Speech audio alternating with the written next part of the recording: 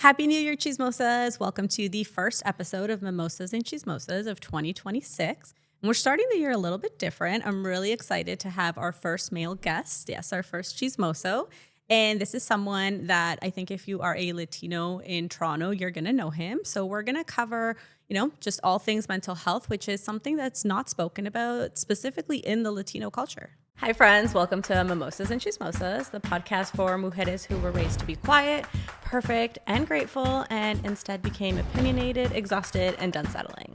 I'm Kat, and if you're navigating generational guilt, healing your inner child, and trying to look hot while processing trauma with that dark humor, then I got you. Grab your mimosa, take a deep breath, and let's talk about the shit that no one warned us about. Hi, Carlos. Welcome to Mimosas and Chismosas. You are my first chismoso. I'm happy to be here. So cheers. Salud. Thanks for coming today. I'm glad we got to match our schedules. Finally, I know it's been a little bit of a struggle, but I'm happy. And thank you for coming on and speaking about this. I think men's mental health, specifically Latino men's mental health, is not talked about enough. It's not. So I'm happy to be here and be chatting about it. Sure. Thank you. So, with that, I wanted to start off because you started Toronto Latinos, which is huge. Congrats on all your recent accomplishments. Thank you so much. Thank you. I think you went from corporate to just doing this full time. Yes. Yeah. So I was working at the bank, one of the big 5 banks for many years. And then there was they were going through a change after COVID or during COVID.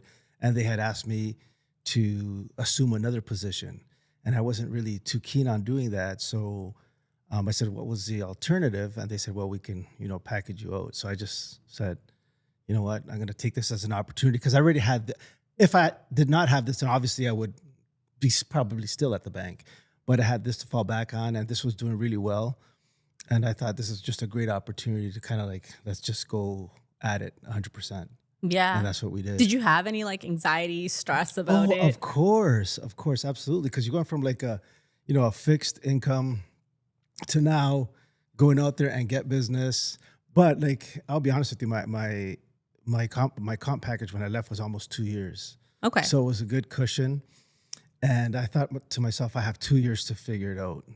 And so not many people have that. And so that kind of gave me the confidence to kind of just jump in and again, it was just sink or swim, right? And it was already doing well while I was at the bank. So it was kind of like my side hustle. And then it became it was almost kind of like the same. And I couldn't really do both anymore. Yeah. Because it was so demanding on my time, weekends and evenings. And so I'm glad I did it and it worked out. It worked out for sure. Well, yeah, for sure. You've grown so much. I feel like every Latino in Toronto knows you. Oh my goodness. Thank you.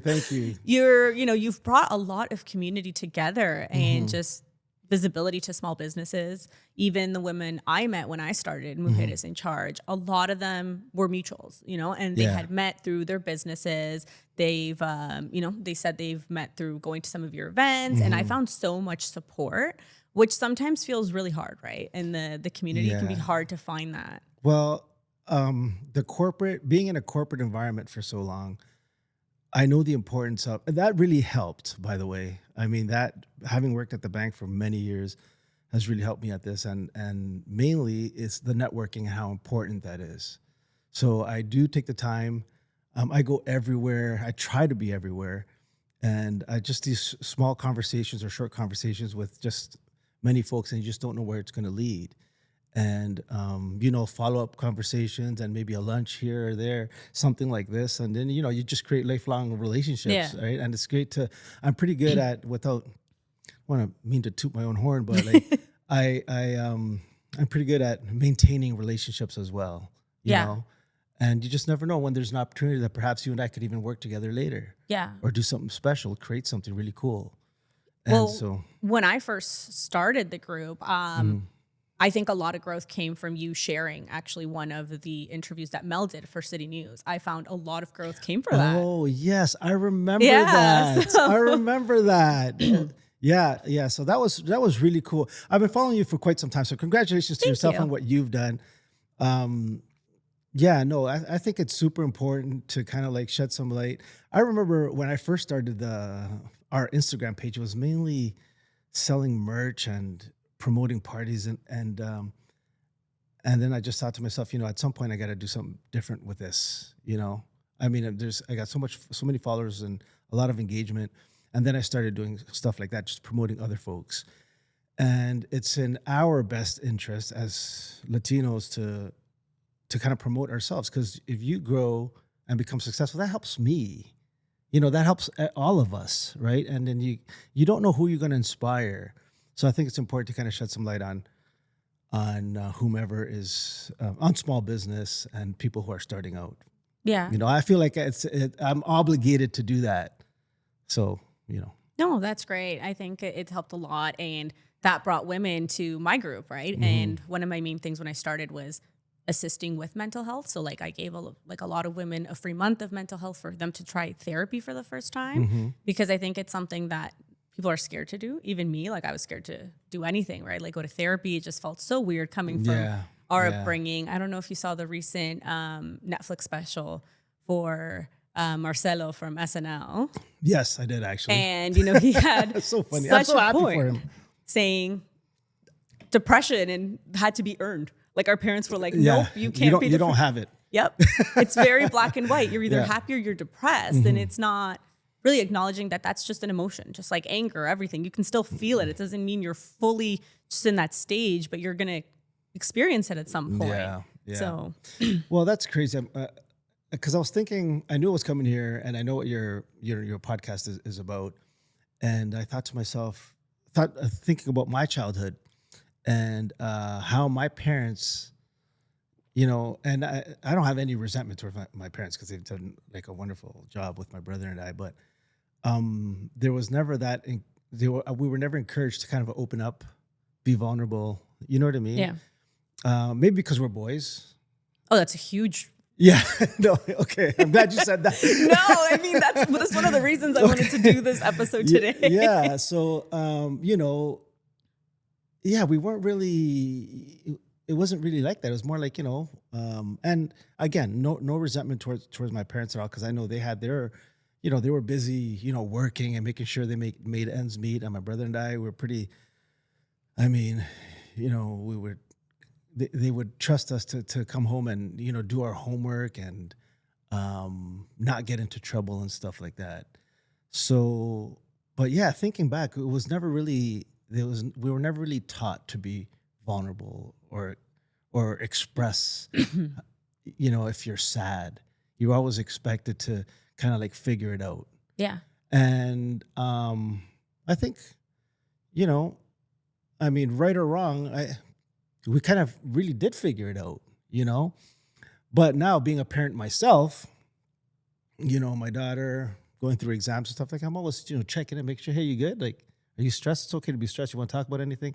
My wife does a great job with that. Obviously, my wife and my daughter, they talk about, other things. But no, so it's different. And that's okay. That's okay as well. So. Yeah.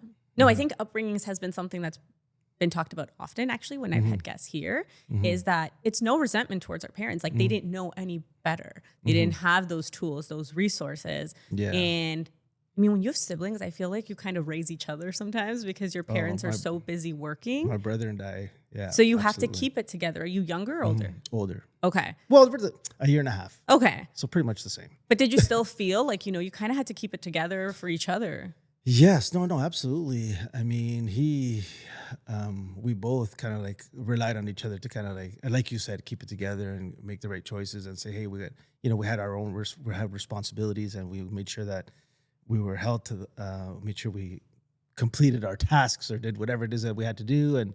But yeah, it's just things are different now, Yeah. I mean, even with my brother, I mean, we're always, he does a great job of checking in with me, checking in on my daughter. You know what I mean? I call my nephew sometimes. Hey, you guys good? I know you're applying for universities now, so do you need any assistance with that? Yeah. Things that like we didn't have, right? I remember my mom asking me, so where are you going after high school? I'm like, I don't know yet. Yeah. I'm still trying to figure it out. Wherever my friends are going, I don't know. Yeah. Right? But, so things have certainly changed. Yeah. I think what you do after high school was one of the most important things they asked us. Like that was their main thing. It's like, Hmm. what are you doing with your Yeah. life? And I was like, I'm 18. Like, I don't know. I'll figure it out. I'll get back to you in a month. Yeah. So what kind of made that shift for you when you sort of started acknowledging your mental health, you think? Well, I mean, it's funny because even as a parent, and I don't know if this is just for, and I hate to say just more Hispanic thing, but it might be across the board. I mean, as men, my wife and my daughter kind of rely on me to kind of, I got certain, rely on me for, I mean, let's say security or as a protector, as a provider. Yeah. And a lot of times I don't like to show that vulnerable side because I don't want to worry them, but of course I get stressed, Yeah. and how do I deal with that? Maybe by going to the gym or walking my dog again. My dog will look at me and say, we're going for a walk again. I'm like, yeah, one more time. I got to talk to you. So that's how I personally kind of like deal with whenever I'm having a moment, and as an entrepreneur, you kind of like, you get, there's some stress, you get stressed sometimes. You're wondering, okay, like now there's deadlines, or I told this organization that we're gonna have 1,000 people there, and I'm at 200 right now. Where am I gonna get the other 800? Like, I hope these guys just start, whatever. I hope I come correct with that. But so it does get stressful. I deal with it. Everyone has their own different ways of dealing with stress. Some people, maybe some people just like some folks have no one to talk to. I think it's important that you have to have that person that you can kind of rely on and just listen to you, right? So as a family, I mean, we sit down, and my wife's pretty good at checking in on me because she knows how stressful it could be. Yeah. My daughter as well, and so that's why I think it's important that you have family members that just check up on you. Yeah. And my brother's really good at that as well.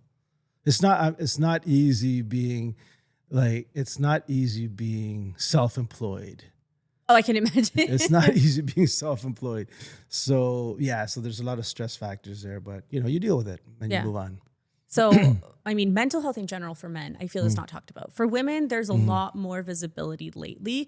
But for men, I know there's like National Men's Mental Health Day. It's one day, right? The whole year. And it's everyone's like, okay, let's talk about it. But it's talked about for one day and then kind of left behind. And specifically, I'm not even going to say just Latino, just like it's in Filipino cultures, a lot of different cultures. What do you think stops people from talking? Like, why is it so taboo still? For men, probably just be embarrassed, shameful, I think it's that, and truthfully, we just have to get past that. Yeah. I mean, everyone goes through it. Again, everyone deals with it differently, but you really need to find that one person, and it even starts with yourself. Because if someone sees you that you're checking up on them, they're going to come back and check up on you. And you're going to need, and sometimes you just want to be able to express yourself and just have someone listen to, this is what I'm going through. Yeah. They may not have the answers, but just being able to kind of like let loose and explain to someone how you're feeling may make you feel better. Yeah. Because I definitely feel sometimes, not just in men, but when people keep it in, they project it onto others, and it can really affect who they are, relationships. Yeah, you get close, maybe some anger. Are you short with people? Stuff like that. So I mean, I personally have never gone to. I have friends that do regular therapy, and they're not. I mean, they're absolutely fine with it. I've never done that. Maybe I should. Well, I got you for a free month if you need. Yeah, like I've never done that. So I think it's important, and I think there's no shame in that. There's no shame in that at all. I mean, we just got to get past it. And it's just that macho thing that how can suck it up, Yeah. And again, some people can, but is that healthy? I don't know. So I'm more of you just need an outlet, and at the very least someone to talk to. And if you don't, then I think therapy should be. I mean, there's no shame in that. Yeah, for sure. I thought it was weird too in the beginning because I was like, I can talk to a friend. And I hear that from a lot of people. They're like, well, what's the difference? I can just talk to you. And I'm like, I don't know how to help you. Like, I'm the blind leading the blind. Like, I can't do much for you. Whereas, you know, speaking to someone, it's so different. Like, I found it helped me a lot with, especially like I'm working now, but I got laid off in like 2023. I was in Guatemala. It was my second day on the trip. And I get a call that I'm laid off. Like the whole Really? department got laid off. They couldn't wait till you got back. Well, someone told me, so I checked in because my okay. anxiety was already going. Yeah, of course, and of I was course. like, I know it's part of my team Yeah, as well. of So I course, found of out, course. and I had like a lung infection too. It was just such a bad trip. Like I need to go back home. But that brought a lot of stress. And I think after that, I was like, I really need someone to talk to, because talking to the same people, sometimes I feel like it's draining them as well. And I don't want to drain my support system also, like just telling them the same story over and over, where I'm like, okay, this isn't also fair to them. I need a different person's perspective. Or if I'm in the wrong, I probably need to be told. See, it's interesting because you sought out like therapy. Is that what you did? Yeah. Okay. See, in my mind, like if that would have happened to me, and I would have, of course, like yourself, I would have panicked, saying, okay, well, I got, I have financial obligations like everybody else, but I probably, that wouldn't have been the first thing on my mind. I probably would have been as, someone who is in my household, where my family like looks up to me, and, again, as a provider, the first thing in my mind was like, okay, I got to figure out where I'm going to be working next. Yeah. And probably do that. Yeah. Without ignoring, putting yourself last. Yes. Yes. Yeah. I would say, okay, guys, I got to figure this out. I got no time for this right now. No. Is that healthy? I don't know, but I'm just thinking in my mind, I probably would have done that. Yeah. You know what I mean? Which is fair though, right? Because you are the provider. You're the head of the family, as we say. So that's your first thought, is putting yourself last.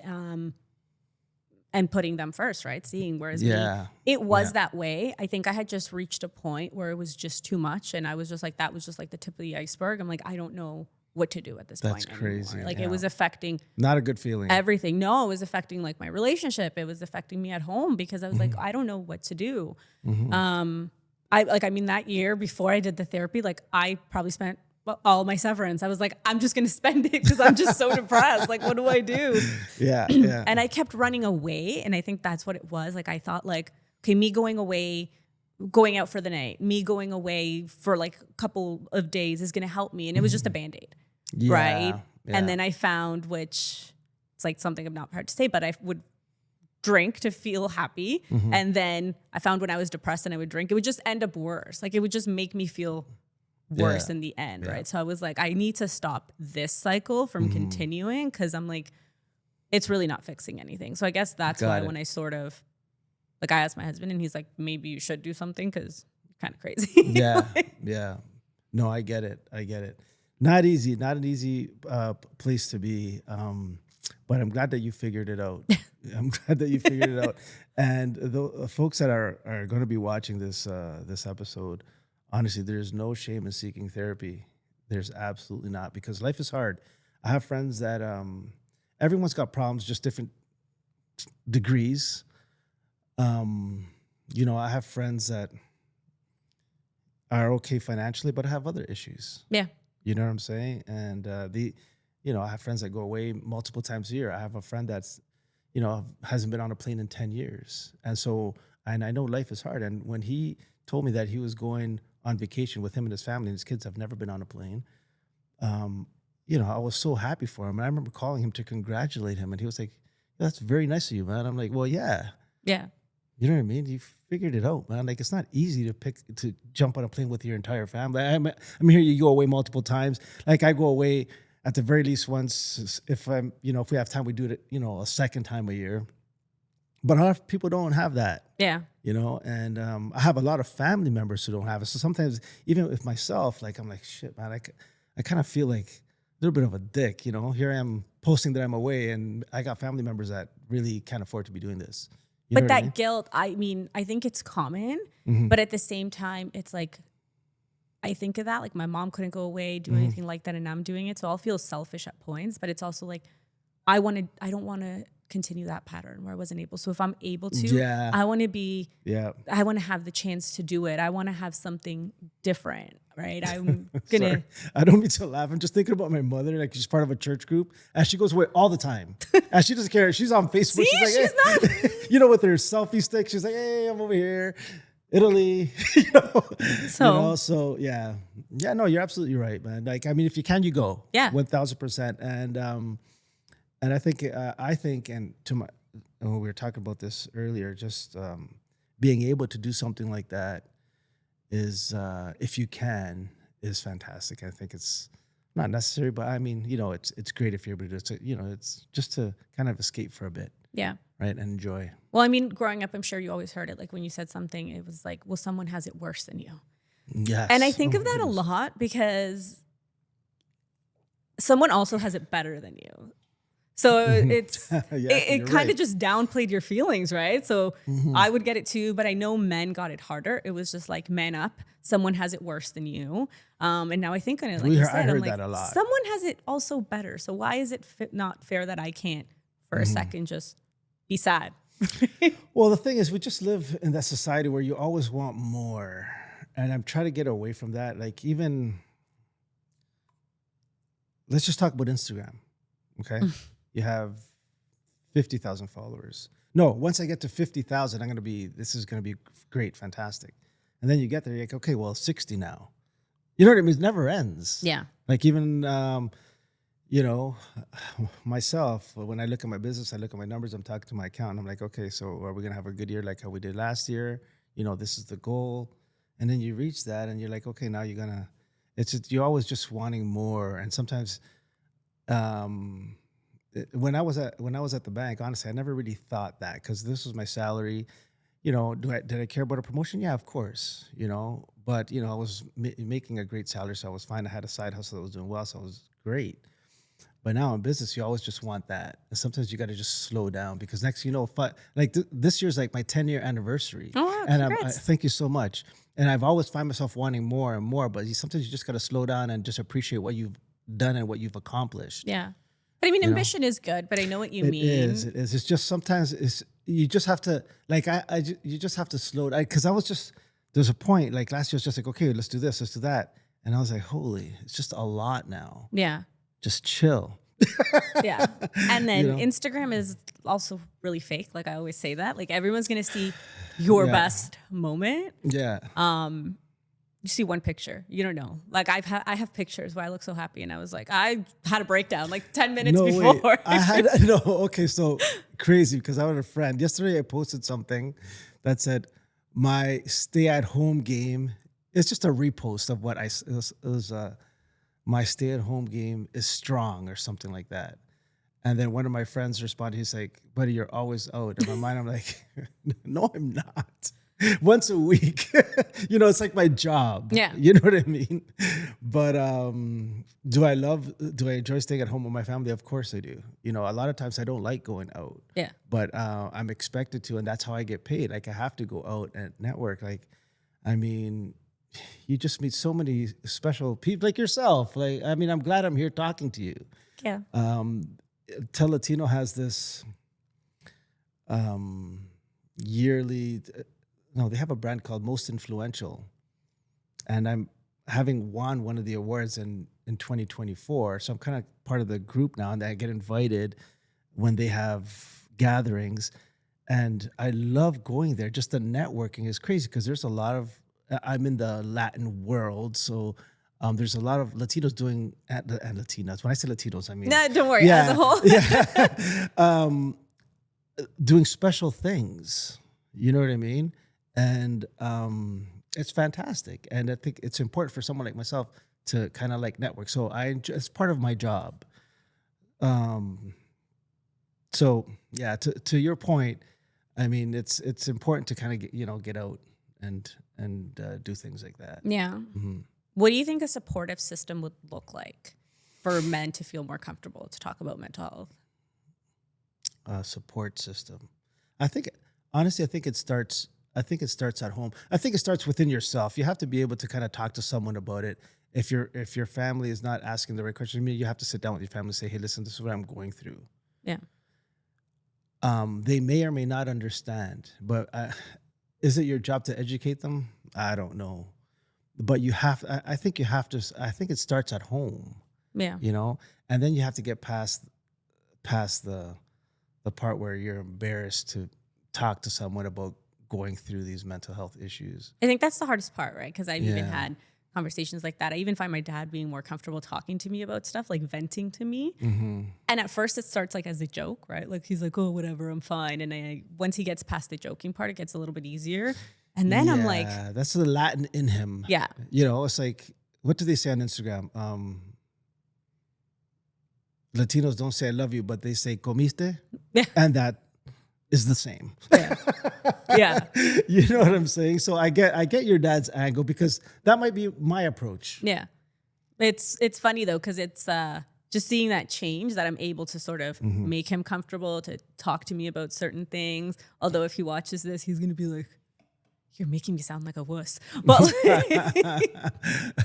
so sorry, Dad, if you watch this. But it's true. I just like seeing that, he can have someone to vent to. And sometimes maybe I don't see my dad that often, so maybe it's easier because I'm not fully there. But I do see the change, at least in the younger generation, because like the millennial parents are more understanding of it. Of course. So they're teaching it to their kids, just like you said with your daughter. And I see it with my friends that have boys. They're teaching it. They're showing them to sort of check in on their girlfriend's mental health, tell them how they feel and things like that. So it's a nice change to finally be able to see. Yeah, it's certainly different right now, and I think it's important. I'm happy that things have kind of changed that way, because I think it's important to be able to be vulnerable and seek out help if you need it. You can't have that bottle, because it does nobody any good. Yeah. The people around yourself first and foremost, and the people around you. And if you don't take care of yourself, how are you going to take care of anyone else? And sometimes as a man, and I'm just saying, this is my household, right? Like, I mean, we all have our jobs to do, and we fall into like, okay, you're responsible for this, you're responsible for that. And, so in my household, like I'm looked at as, okay, dad will figure it out. Yeah. So I gotta, sometimes there's the pressure on myself to have like the answers. Yeah. And sometimes the answers are not there. You got to make them up on the spot. Or they might not be the right ones. Yeah. It might not be the right answer, right? But, at the same time, you have to enjoy life, man. You have to enjoy life. And, it's as much as, my daughter's in university now, and, she does really well and she works hard. But, she puts a lot of pressure on herself, too, because, now she wants a part-time job. Her friends have a car. She does not. She's like, Dad, when am I getting a car? I go, well, let's do some math. Yeah. Okay? I mean, if I were you, I'd be cool with, Ubering everywhere, because it's my Uber app on your phone. So you're not even paying for it. So, try to make them understand finances and stuff like that.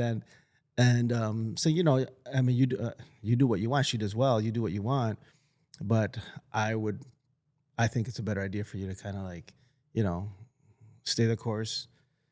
Don't worry about keeping up with the Joneses. Your friend has a car, and good on him. Yeah. Or good on them. You'll have one when you're ready. Yeah. And you let me know, and we'll go out and look for one. Like, Yeah. So, I mean, so when you're dealing with someone, the kids at that age, they kind of like see their friends.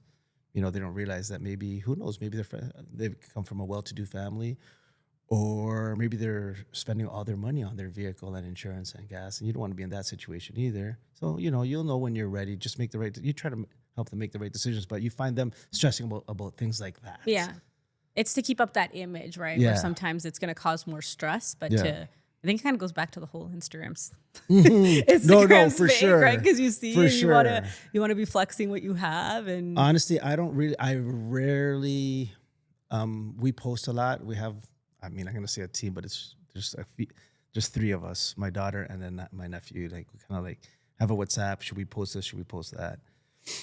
You don't make everyone happy, because everyone has, has like an idea of how what I should be posting. I'm like, no, figure yourself out. Let us do what we're doing, and you're not gonna make everyone happy. But we always just try to throw up content to keep the page super active and engaged. But yeah, I mean, it could be social media could be evil. Oh yeah. It could be evil. Like there's some rude people out there, and I don't. Again, we don't. I try not to. I don't go on people's stories. I don't see what they're doing. Okay. Maybe we surf very quickly, but that's it. Yeah. And we just more post than anything else. Right? Sometimes you don't even want to read the comments, right? I rarely read what's on the comments as well. And sometimes sometimes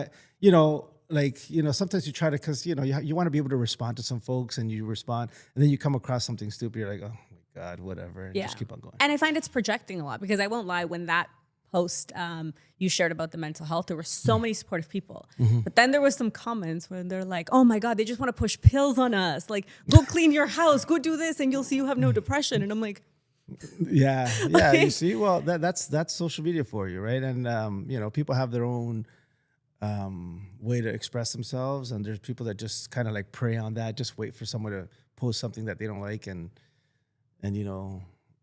just put something mean on there, right? Yeah. But you really have to be able to brush that off, or else you have no business being on social media. Yeah. Oh my God, some of the comments that I get, or the DMs, you should have stayed a banker. I'm like, Jesus, really? Yeah. And I'm like, whatever, and just keep it moving. Yeah.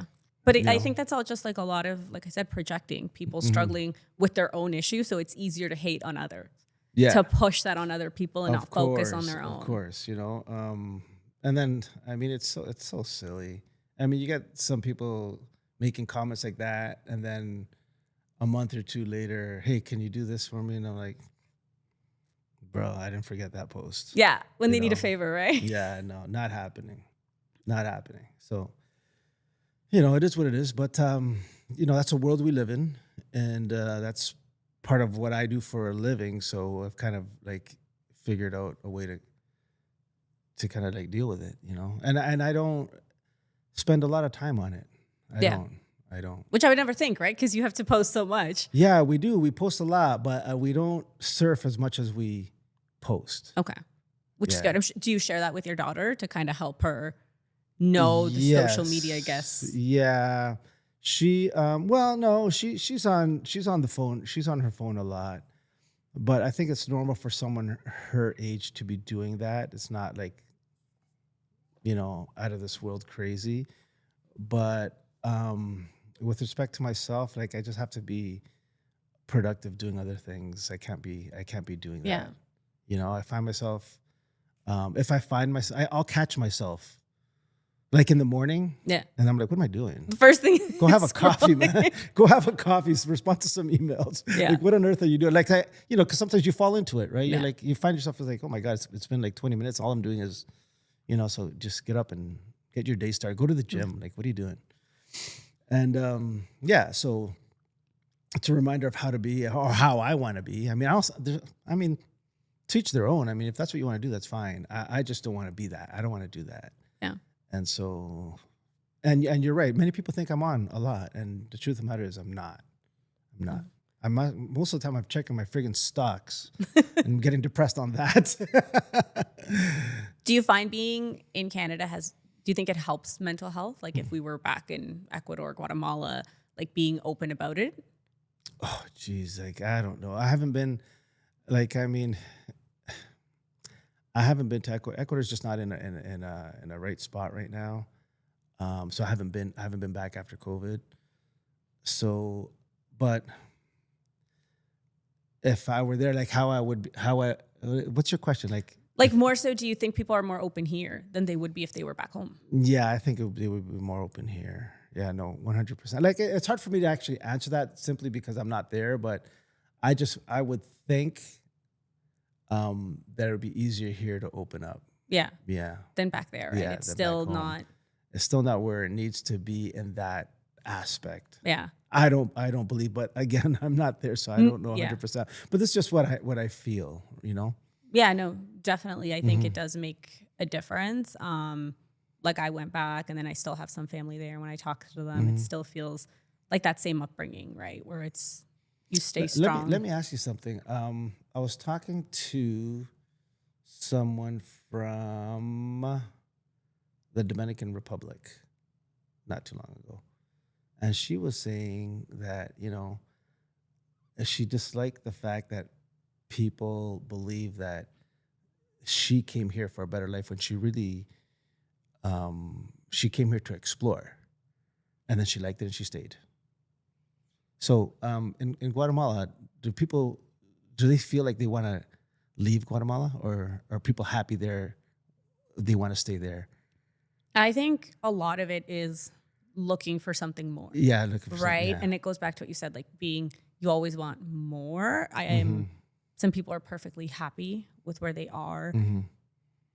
But for the most part, like for what we came, it was definitely for opportunity. Yeah. Right. Yeah. Like my mom was my like, I don't family. know how much you can accomplish there. I don't want you to just be happy with, Got it. very Got it. little, which there's nothing wrong with. But for Mhm. her, she's Mhm. like, I want to see what we can do for you.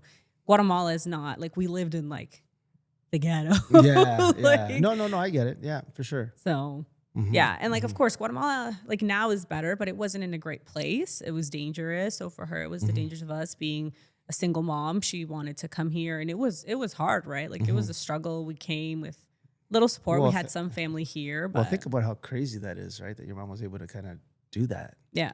and not be afraid to do it, and Yeah. really for her family, So, you know. and I didn't know any English. The And I pressure's remember- on. Oh, hold on. So you were born in Guatemala? Yeah. Oh, okay. Get out. I was Yeah. born here. So. No, I was born in Guatemala. So I had no English. So I'd go to like Mm-hmm. grade or SK and I just do this because I was always hungry. Right. Yeah. And like, so getting, Yeah.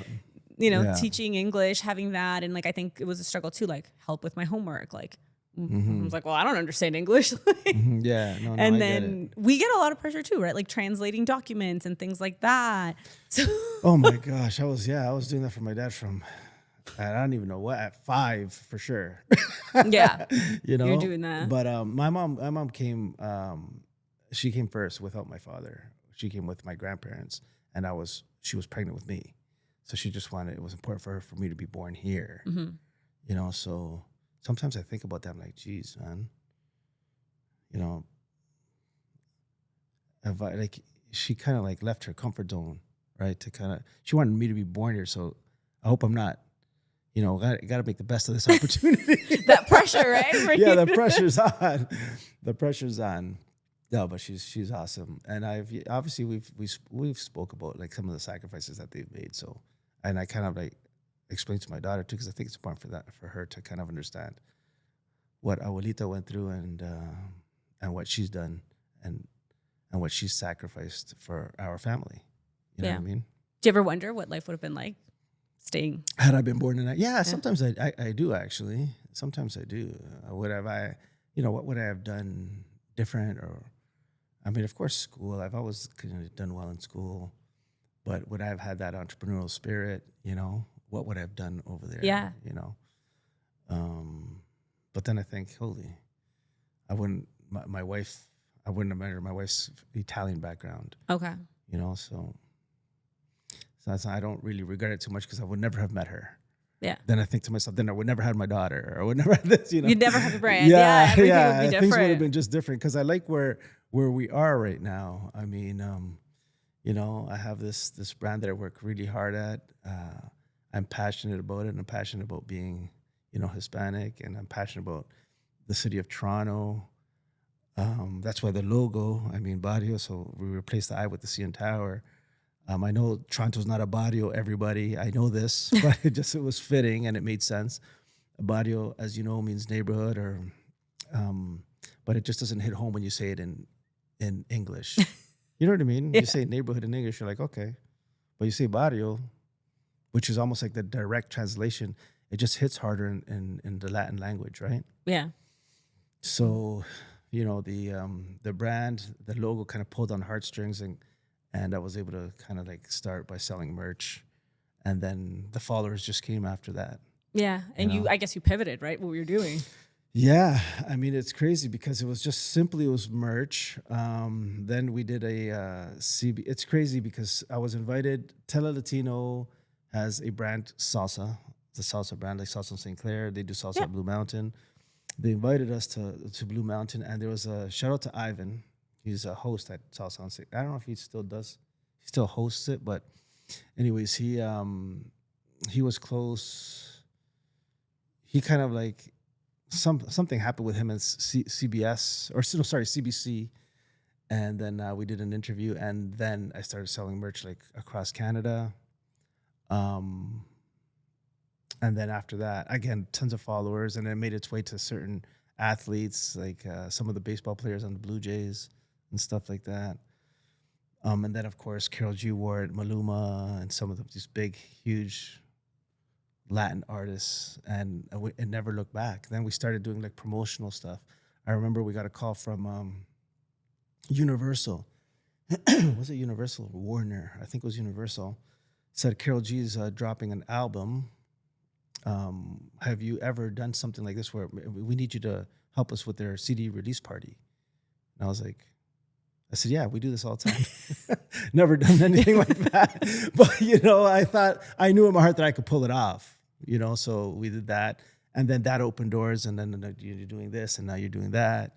Shout out to Live Nation and Ricky Taco, who's kind of like, we do a lot of work for them, promoting events and concerts. And then that opened a door for CMN, who's another promotion company out of Chicago in the United States, and so started working for them, and then that opens doors, and then next you find yourself doing a whack of different things, and maybe my own events, and knowing the right people, and knowing some folks in that industry, and that I can pick their brain and they can help me kind of accomplish what I'm trying to, figure out for myself. Yeah. Right. No, it's great. Like, it's great what you've done. Happy you keep your mental health in check. Yeah. I guess what would your advice overall to close this off be to men, specifically Latino men, maybe struggling with their mental health or feeling shameful about it? Yeah, you got to get past that, and it's okay to be vulnerable, and find what you feel comfortable with. Maybe, I would say start with your family, because you're at home, and start with your family. And if that doesn't kind of like help you, then, it's okay to speak to someone like yourself. Yeah. And seek therapy. There's no shame in that at all. Yeah. I haven't done it. I'm not there, but, I do have a support system at home. Yeah. But I have friends that do, and, and it helps. And it's a lot. The alternative is that you just let it sit inside you, and it does nobody, and it doesn't do you any good, and it doesn't do the people that you love and the people around you any good. Yeah. So you gotta get that figured out. Yeah. It makes people be triggered easily, right? When they're struggling. 100%. I speak from my own experience, so I don't know, but I'm sure it's harder for men. Like I can't say, not specifically the struggle, but just talking about it. It is. I'm just thinking, like, if you're in a situation where I am, like in my household, like, I don't want to show my family that I'm worried about stuff and stuff, like that. And it's difficult. It's difficult, but it's okay to do that as well. You need someone to talk to, and there's always, and you just don't know. Like in my family and in my situation, like my wife will say, "Hey, then we could figure it out this way," because two heads is better than one, right? Yeah. And as long as you have that support, then you'll be fine. And if you, for whatever reason, if you don't have it, then you have to then seek the help out. Yeah. Friends, and therapy doesn't mean not everyone needs therapy, right? Some things are a little bit deeper that maybe you might, like for me, I do it for, I can't even say the word, because anticipatory grieving, because like my mom's really ill. So it's like from now I'm already grieving. So that's a big part of what I do, right? For my therapy. So, but not everything. Like if I'm having a bad day, it doesn't mean I'm gonna need it. But got it. That's my big thing is bringing that awareness to everyone, but specifically the Latino culture. Like I've had, like I said, a lot of women saying they're happy they tried therapy, or they're just happy that someone's there. I've shown myself crying online, and I know a lot of people, they're like, "Oh my God, what, did you put up a podcast?" I'm like, no, sometimes I'm just like talking and I need to get it out. Like I'll post on the pages when I'm struggling, and I've gotten a lot of support. And then I feel like I've had a lot of women just wanting to talk to me about it. So it's been great. I'm really happy that it's being talked about more. I'm really happy you agreed to this. We got to meet this conversation. I actually have something for you. I wrote a children's book just recently about mental health. Get out. So I know your daughter's not Congratulations. little, but I'm sure you have someone you can share it with. Florecita and the Invisible Backpack. This is fantastic. Congratulations. Thank you. So yeah, her backpack has all her little feelings. I actually named it after my mom, who recently finally started acknowledging her mental health once she got ill and stuff. So yeah. Where can we find this? So right now I have it on Shopify. Yeah. Goal is to get it actually published. Well, let's work. Let's figure this out. I honestly wanted to, I knew it was coming here, obviously, but I wanted to talk to you about maybe moving forward. Is there something that we can do more regularly to kind of assist? That'd be great. Yeah. So, And I want to be able to help you with this. thank you. This is great. All right. Well, cheers. Thank you so much again, Thank Carlos. you for having me. It was a pleasure being here. Thanks.